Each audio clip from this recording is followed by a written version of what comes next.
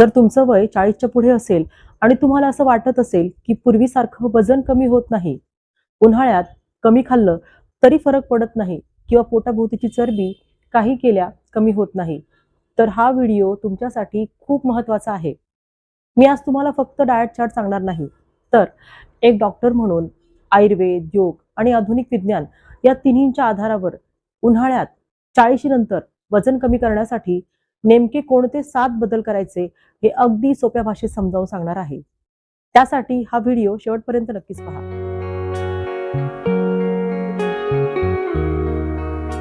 नमस्कार, मी डॉक्टर हेमा, आयुर्वेद तज्ज्ञ, योगा कन्सल्टंट आणि गर्भसंस्कार कोच. आपल्या सर्वांचं डॉक्टर हेमा या योग परिवारात मनापासून स्वागत. तर चला सुरुवात करूयात. तर सर्वात महत्त्वाचं म्हणजे वेट लॉस म्हणजे शरीराला त्रास देणं नाही, उपाशी राहणं तर अजिबात नाही, तर शरीराचा मेटाबॉलिझम, हार्मोन्स, हायड्रेशन आणि डायजेशन योग्य प्रकारे काम करायला लावणं आहे. सर्वात आधी आपण समजून घेऊया की 40 नंतर वजन कमी करणं कठीण का होतं. वय वाढलं की शरीराचा मेटाबॉलिझम नैसर्गिकरित्या कमी होतो, म्हणजेच आपण जे खातो ते जाण्याचा वेग कमी होतो. पूर्वी तुम्ही थोडं जास्त खाल्लं तरी वजन वाढत नव्हतं, पण आता अगदी तितकंच खाल्लं तरी फॅट साठायला लागतो. याचबरोबर मसल मास देखील कमी होतो आणि मसल कमी झाला की फॅट बर्न करण्याची शरीराची क्षमता देखील कमी व्हायला लागते. म्हणूनच वेट लॉससाठी फक्त कमी खाणं पुरेसं नसतं, तर शरीराची क्वालिटी सुधारणं या ठिकाणी गरजेचं असतं. आता महिलांमध्ये विशेषतः इस्ट्रोजन हार्मोन कमी व्हायला लागतात आणि त्यामुळे पोटाभोवती चरबी साठण्याची टेंडन्सी वाढायला लागते. त्यामुळे बेली फॅट या वयात सर्वात कॉमन कंप्लेंट असते. आता आयुर्वेदाच्या दृष्टिकोनातून पाहिलं तर या वयामध्ये वात आणि पित्त दोष वाढायला लागतात. वात वाढला की डायजेशन इरेग्युलर होतं. कधी भूक लागते तर कधी अजिबात लागत नाही. तर पित्त वाढलं की ऍसिडिटी, उष्णता, चिडचिड, बर्निंग सेन्सेशन वाढतो. यामुळे आपला अग्नी म्हणजे जाठर अग्नी म्हणजे डायजेशन पॉवर ही स्थिर राहत नाही. कधी हा जाठर अग्नी तीव्र होतो तर कधी अतिशय मंद होतो आणि हेच वेट गेन आणि फॅट अक्युम्युलेशन साठी जबाबदार ठरतं. आता उन्हाळ्यामध्ये आपल्या शरीरात काय बदल होतात ते थोडक्यात समजून घेऊयात. उन्हाळ्यात शरीर स्वतःला थंड ठेवण्यासाठी कंटिन्युअस काम करतं.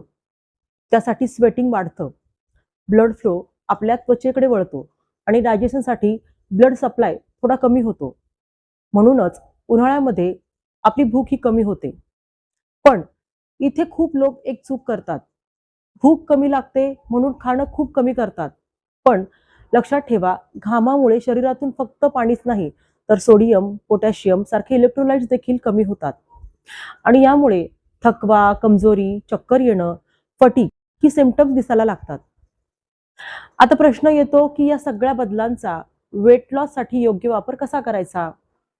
तर पहिला आणि सर्वात महत्त्वाचा नियम म्हणजे हायड्रेशन आपल्याला इथे व्यवस्थित ठेवणं गरजेचं आहे. तर उपासमार नाही. अनेक वेळा आपल्याला भूक लागली असं वाटतं, पण शरीराला पाणी हवं असतं. याला फाल्स हंगर असं म्हणतात.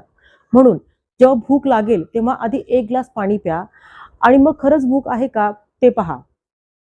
उन्हाळ्यामध्ये ताक, नारळ पाणी, लिंबू पाणी हे खूप उपयुक्त आहेत. हे फक्त हायड्रेशन देत नाहीत, तर शरीरातील इलेक्ट्रोलाइट्स बॅलन्स ठेवतात, मेटाबॉलिझमला सपोर्ट करतात आणि पित्त कमी करून शरीराला थंड ठेवतात. दिवसभर फक्त चहा, कॉफी किंवा साखरयुक्त ड्रिंक्स घेत राहणं हे वेट लॉसला अडथळा ठरतं. आता दुसरा महत्त्वाचा नियम म्हणजे प्रोटीन इंटेक वाढवा. 40 नंतर मसल लॉस होतो आणि जर तुम्ही फक्त कॅलरीज कमी केल्या आणि प्रोटीन घेतलं नाही, तर बॉडी फॅट कमी होण्याऐवजी आपला मसलच इथे कमी व्हायला लागतो.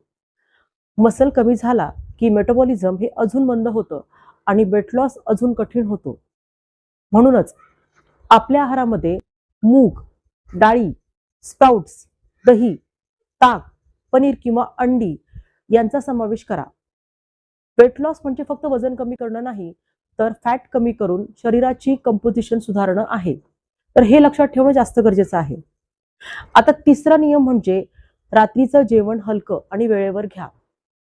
लेट नाईट इटिंगमुळे डायजेशन, इन्सुलिन रिस्पॉन्स आणि फॅट स्टोरेजवर परिणाम होतो.